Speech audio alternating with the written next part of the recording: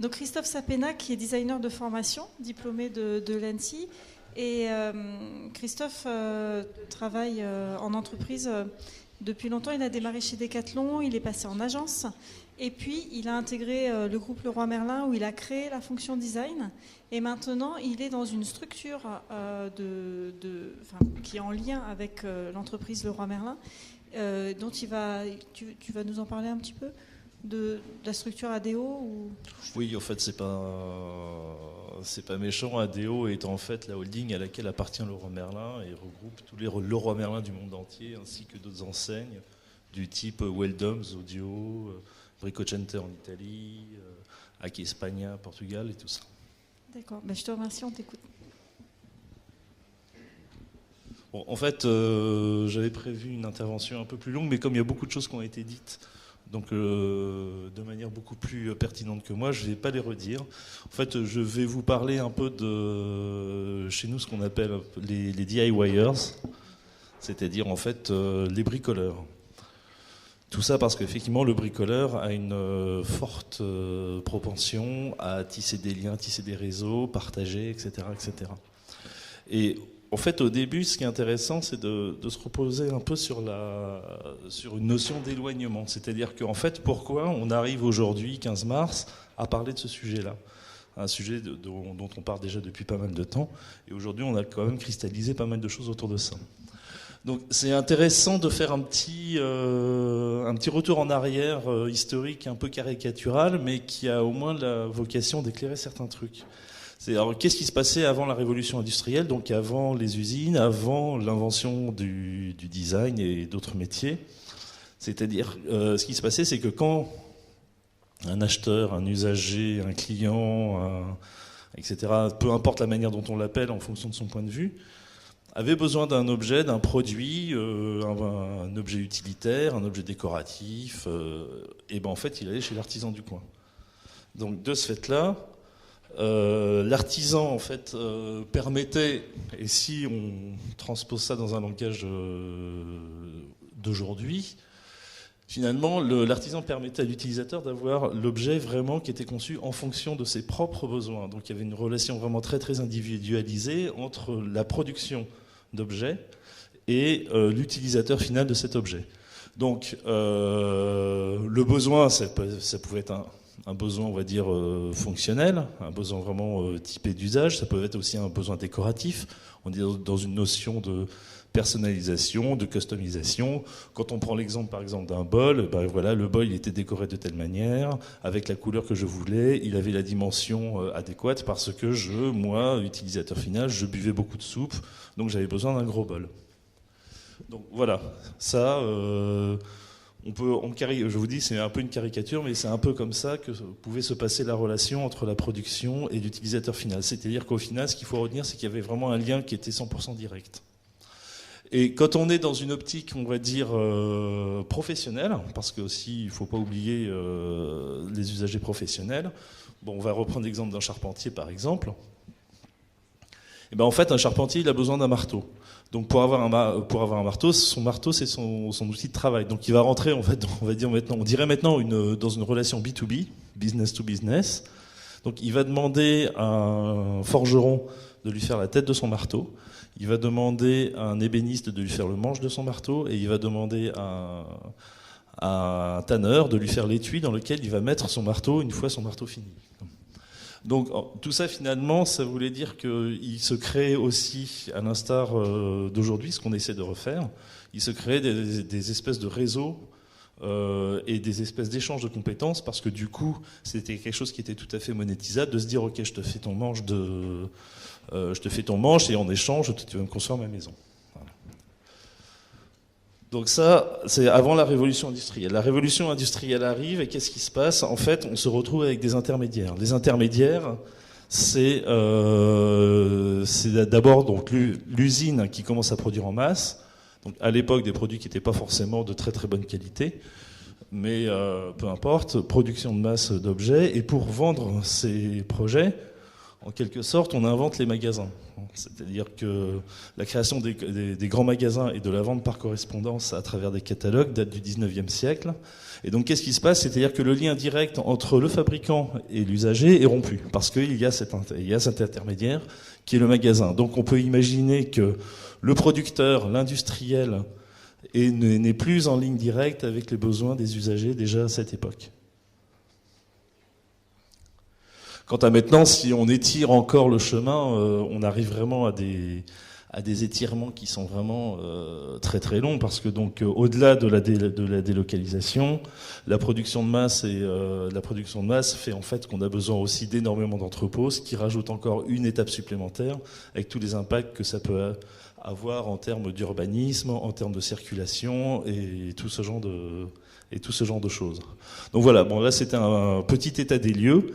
Et ce qui se passe en fait par rapport à toutes ces grandes entreprises qui essayent d'essayer de recréer cette espèce de lien direct qui a été perdu depuis un siècle et demi.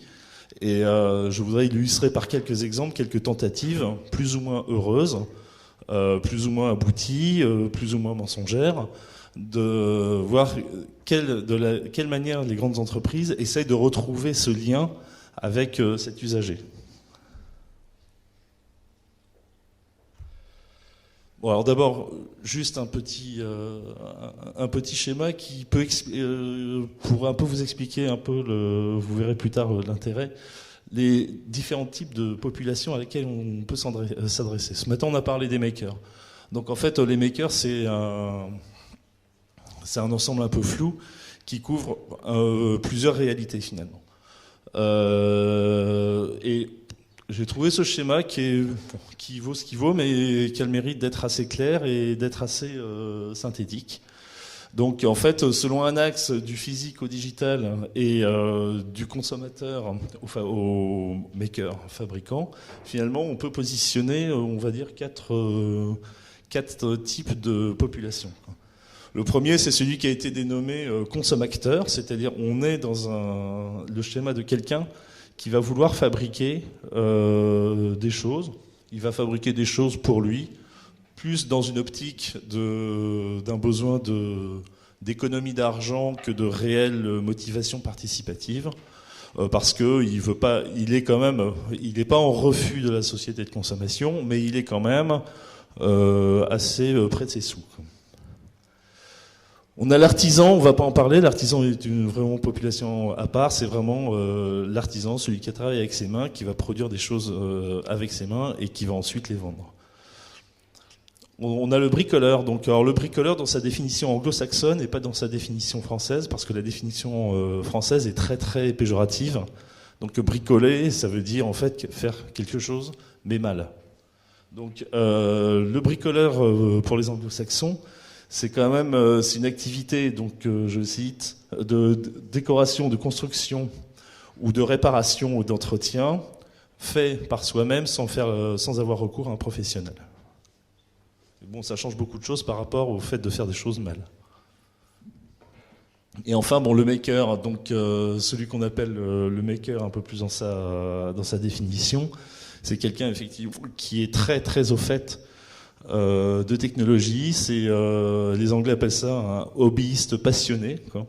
Et du coup, c'est quelqu'un qui a quand même un niveau d'expertise en termes de maîtrise des outils de fabrication, que ça soit physique, électronique ou autre, qui est quand même assez élevé, avec en plus une vocation au partage, une vocation à l'échange. Donc tout ça, ça nous donne aussi des finalités en fait qui sont quand même relativement différentes entre le fait de se faire une expression personnelle à travers le bricolage, de gagner de l'argent, faire ce genre de choses. Voilà, donc ce sont quand même aussi des réalités assez différentes. Et en disant ça, on oublie aussi la masse des personnes qui, eux, ne font rien, ne touchent pas un tournevis, ne touchent pas une scie, ne font pas des choses avec leurs mains. Donc un exemple qui est que je trouve assez, je dirais pas pathétique, mais mensonger, c'est Quirky. Vous avez entendu parler de Quirky ? Bon, alors en fait, Quirky, c'est une plateforme qui se définit comme une espèce de sites qui donnent la parole à des usagers lambda en se disant ce sont ces usagers lambda qui vont créer les choses. Donc voilà, ce sont des gens comme vous et moi qui vont créer des choses, et si ces choses sont intéressantes, par un système de vote, on va pouvoir les incrémenter, dire si effectivement cette création, cette invention a un potentiel intéressant. Si elle a un potentiel intéressant, on met dans la boucle des gens qui vont venir en mode participatif améliorer le produit, que ce soit au niveau du design, que ce soit au niveau de la mise au point, et finalement ce produit sera commercialisé. Bon. Alors là, déjà, il y a une première tromperie sur la marchandise, c'est que je me suis amusé à regarder un peu, en fait, qui étaient les participants dans Querky. En fait, je dirais qu'à 85 ou 90%, ce sont des architectes d'intérieur, des designers, des ingénieurs. Donc en fait, déjà, ce n'est pas tout le monde. Ce sont des gens qui ont un certain niveau de maîtrise. Et pour eux, finalement, Querky est une espèce de tribune qui leur permet d'essayer de sortir leur propre création et de les diffuser sur un marché. Donc Querky avait fait un partenariat avec Auchan. Donc Auchan se disait que c'était pour eux une vitrine d'innovation. Donc l'erreur d'Auchan là-dessus a été de faire ce partenariat, non pas par les équipes de développement produit, mais par les équipes, on va dire, de marketing et de communication. Donc de ce fait-là, le fait de faire appel à Querky, voulait signifier, écoutez, messieurs mes clients, nous faisons participer nos clients au développement des produits que nous vendons. Ce sont donc des produits qui sont faits par vous et pour vous. Sauf que c'était un bid total. Ils ont arrêté le partenariat, les produits ont fini soldés à moins 80%, et voilà. Donc ça, c'est ce que j'appelle un exemple, on va dire, un peu mensonger de tentative, effectivement, de dire qu'une entreprise travaille avec une mise en relation de personnes assez de tout le monde, et que tout le monde, finalement, collabore, co-construit le projet. Donc échec.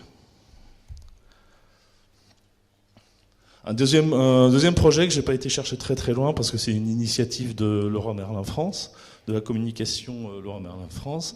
Il s'agit d'un projet qui s'appelle Drôle d'oiseau. Donc le principe est assez simple. On met à disposition sur un site internet une gamme de produits à faire soi-même.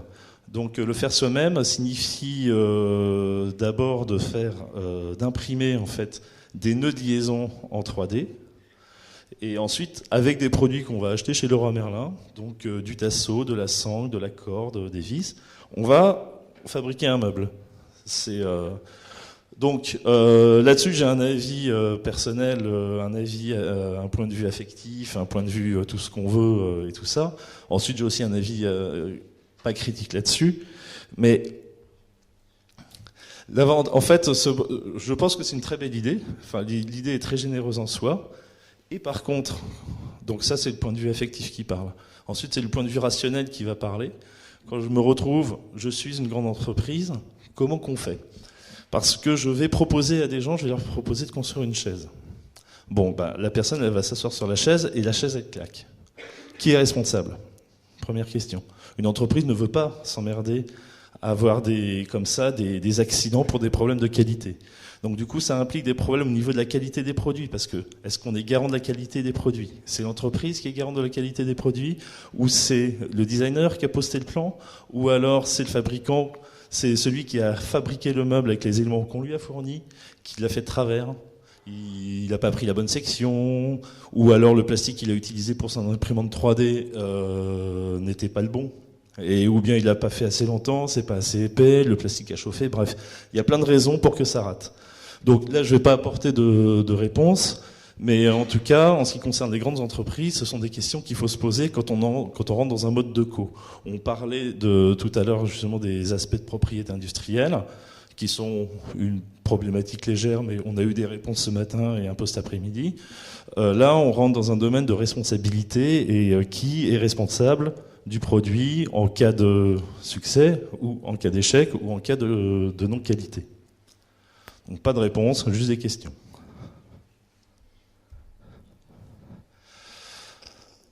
Ensuite, il y a un autre problème qui se pose, qui est au-delà de la problématique de la qualité, qui est aussi, bon, alors déjà, premièrement, ces aspects, effectivement, je fais moi-même, le designer se met en retrait par rapport à la création d'objets, il n'est plus un créateur d'objets finis, mais c'est juste une personne qui va donner la possibilité aux autres de faire. Donc c'est un des rôles du designer. C'est pas nouveau, Enzo Mari l'a fait dans les années 70. C'est très bien, c'était un manifeste, c'était quelque chose de, on va dire, un geste assez engagé politiquement. Concrètement, ensuite, comment ça se traduit? Enzo Mari n'a aucunement jamais eu l'idée de produire ces produits-là. Mais concrètement, qu'est-ce que ça apporte? Ça apporte aussi, en fait, quelque part, la création d'une esthétique DIY, entre guillemets. On a tous en tête les concours de recyclage de palettes. Et c'est en fait exactement ce qu'on voudrait un peu éviter parce que, voilà, en fait, le fait de générer ce genre de choses, on peut le faire moi-même, génère une esthétique assez particulière, avec des codes très particuliers, et qui au bout d'un certain temps, finalement, commence à devenir des espèces de gimmicks, des espèces de tics, des trucs que tout le monde voit. Il suffit d'aller à Milan, et encore il y a quelques années, ça se voyait énormément dans tous les stands, que ça soit des jeunes designers, des moins jeunes designers ou des vieux designers. On avait tous ces codes-là, qui en plus étaient de temps en temps souvent récupérés, assez adoucis, par des designers de renom et des grands éditeurs pour produire des objets qui, eux, sont vendus 2000 € la chaise. Donc c'est une autre question, je n'ai toujours pas de réponse, mais c'est une autre question à se poser par rapport à cette notion d'esthétique DIY.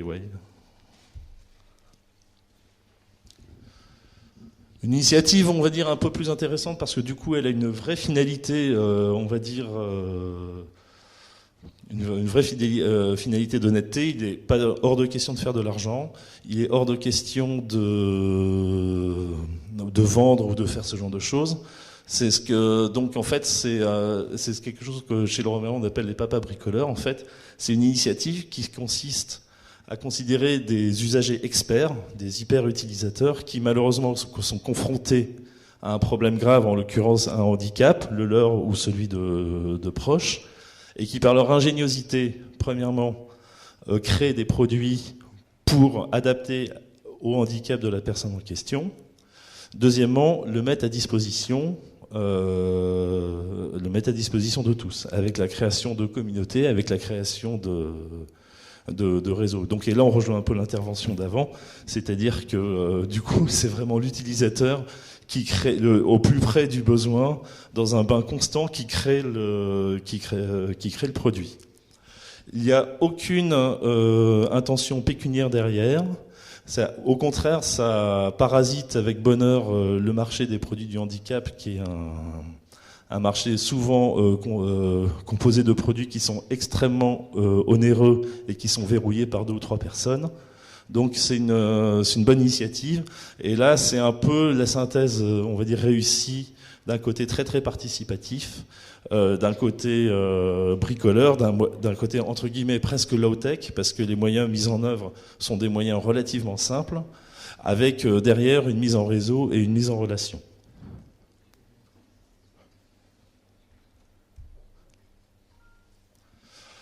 Et enfin, il y a plusieurs, en guise d'exemple, même si on est encore dans ce que je critiquais tout à l'heure, cette esthétique DIY, il y a en fait des produits open source. C'est-à-dire que je disais tout à l'heure que le designer, son rôle, peut-être que dans le futur, un designer ne devait pas forcément faire des produits finis, mais mettre à disposition des choses qui permettent de faire des produits.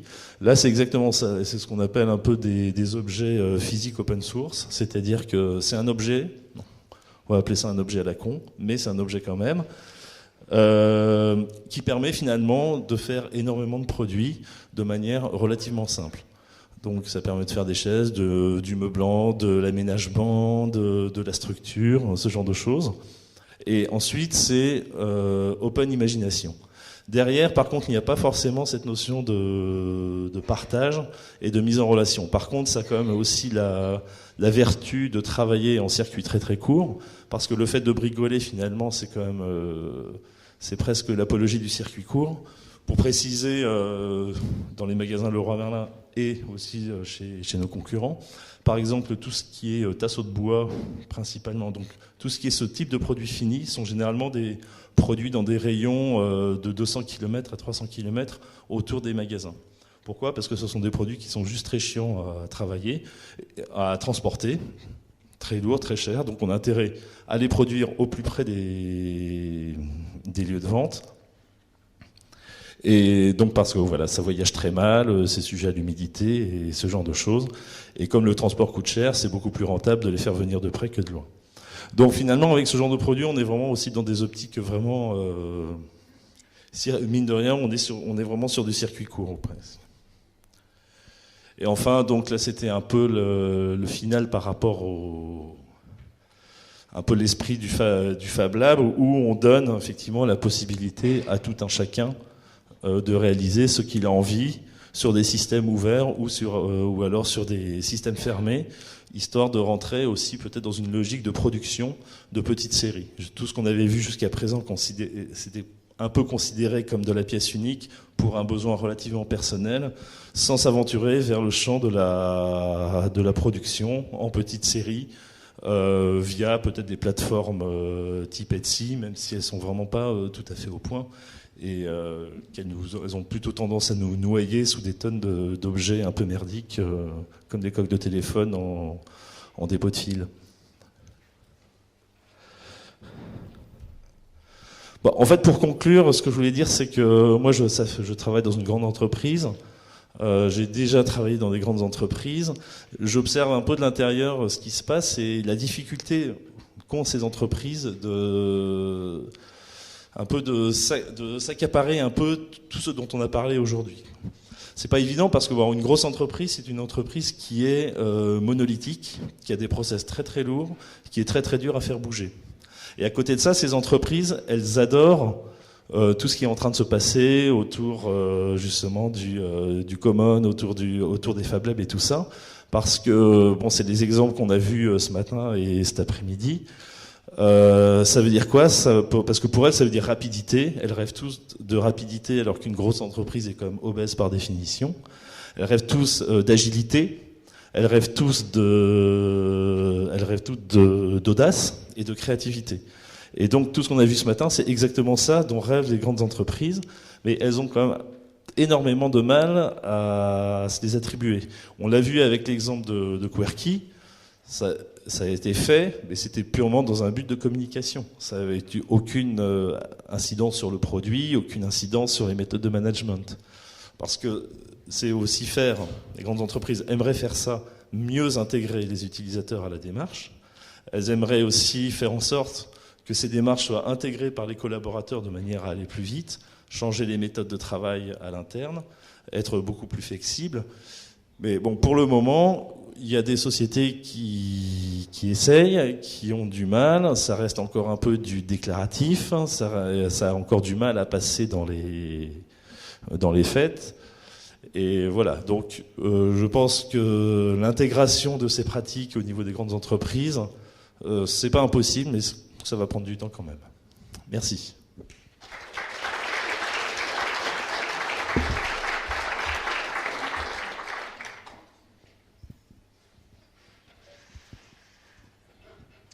Merci. Est-ce qu'il y a des questions ?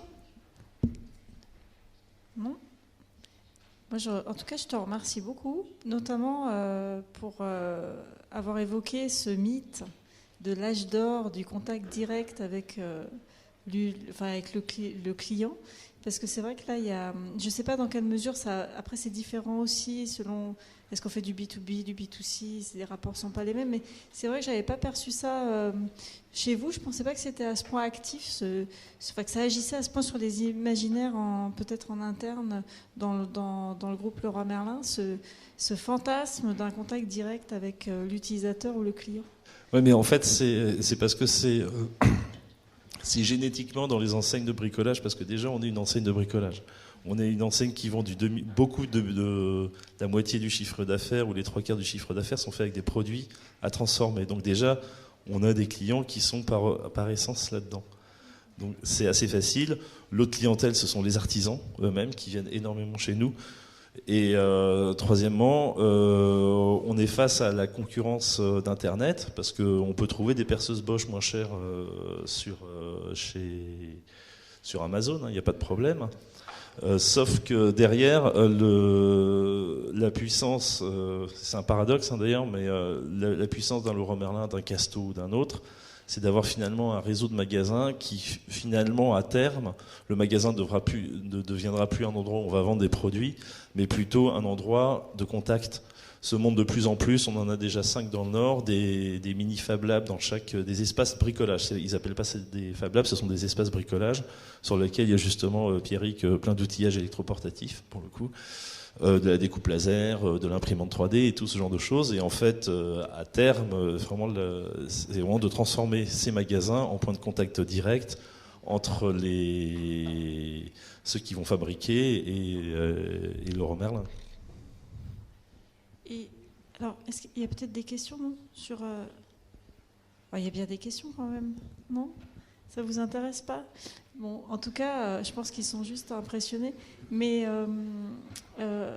sur justement cette intelligence du, comment vous l'appelez d'ailleurs, consommateur, utilisateur, bricoleur. Enfin, j'ai l'impression que c'est pas stabilisé. Et de toute façon, ça peut pas l'être forcément. Alors, nous, on a un vocabulaire interne, mais voilà, donc pour nous, ça s'appelle un habitant. Donc voilà. Ensuite, oui, pour d'autres, c'est des clients, pour d'autres, c'est des usagers, des consommateurs. Ensuite, ça dépend sous quel angle on prend le truc. Nous, en fait, pour nous, c'est un habitant. On part du principe qu'il y a une maison. Et du coup, c'est ça, le cœur de cible, c'est vraiment l'usager occupant, enfin l'habitant propriétaire aussi, pas forcément. Enfin, qui va transformer. Il y a tellement, ouais. Oui, c'est plutôt le propriétaire, parce que le problème, c'est qu'on fout tellement de contraintes à un locataire qu'un locataire n'a même pas le droit de percer un trou pour mettre un cadre chez lui, quoi. Donc, du coup, il est peut-être. Et nous, en fait, notre vocation, c'est pas de vendre des produits qui, malgré tout, ont un lien avec le bâti. Donc qui dit bâti dit trou. Et du coup, ça veut dire aussi qu'on se projette plus sur du périurbain, pas du cœur de ville. On se projette de plus en plus sur du cœur de ville parce qu'il y a une stratégie de développement des magasins en centre-ville.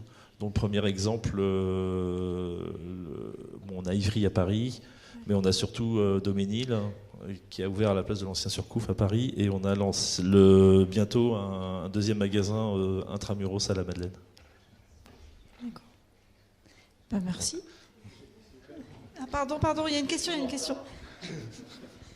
Vous êtes dissipé? Non, pas du tout, mais il m'a fallu du temps pour la formuler. Merci pour votre présentation. Je me posais la question alors, si Leroy Merlin devient un lieu en fait où on transforme à plusieurs, donc ça veut dire qu'il va y avoir des gens de Leroy Merlin qui vont un peu aider les gens et les guider dans cette transformation. Mais est-ce que au niveau des matériaux, qu'est-ce que ça implique en fait par rapport à tous ces matériaux semi-finis que vous vendez déjà? Est-ce que vous êtes en train d'en développer d'autres? Quelle est la question des matériaux? Est-ce qu'elle évolue avec ces nouveaux modes de fabrication? Oui, la question des matériaux évolue. D'ailleurs, c'est un sujet sur lequel je travaille. Comme c'est au début du projet, je ne peux pas en dire plus au-delà des simples aspects de confidentialité. Mais oui, il y a cette volonté de faire évoluer un peu la gamme de matériaux présents. C'est vrai qu'à l'heure actuelle, on est essentiellement beaucoup sur du tasseau de bois, enfin sur du bois en règle générale. Un peu moins ensuite sur tout ce qui est fer profilé métallique et de la plaque. Voilà, ça reste assez pauvre en fait pour le moment comme assortiment, et la volonté dans les 3 années qui viennent, c'est de faire évoluer la richesse, de faire évoluer le choix de matériaux disponibles chez Leroy Merlin.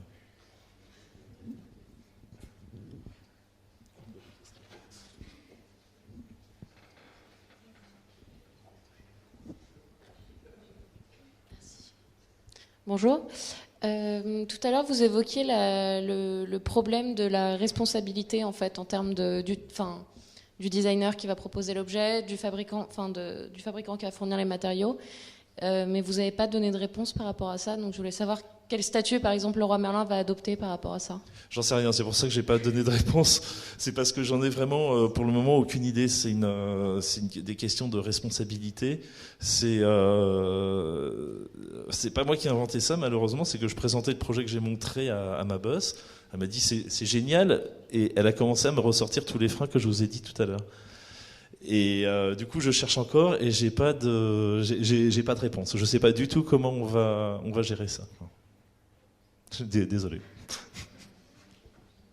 Bon, mais cette journée était assez passionnante, je trouve. Je suis, pour ma part, ravie d'avoir, entre autres, fait le workshop en début de semaine avec les étudiants de 4e année, parce que je trouve qu'il y a plein de choses qui font écho à tout ce qu'on a pu voir ou discuter ensemble durant ces 3 jours. Donc, c'est un gain de temps considérable pour travailler ensemble. J'espère que d'ici une dizaine de jours, ça fera son petit bout de chemin. Je voulais remercier tous les intervenants. C'était assez passionnant de rentrer dans tant d'univers différents et où en même temps on parle tous, malgré tout, des mêmes choses, mais on les voit, on les aborde différemment. Et bien sûr, merci à Neoma pour nous accueillir. Merci à Claire pour tout ton soutien dans le projet. Et j'espère que vous serez nombreux à venir tout à l'heure au vernissage. Je vous attends à 18h à la CCI. Merci.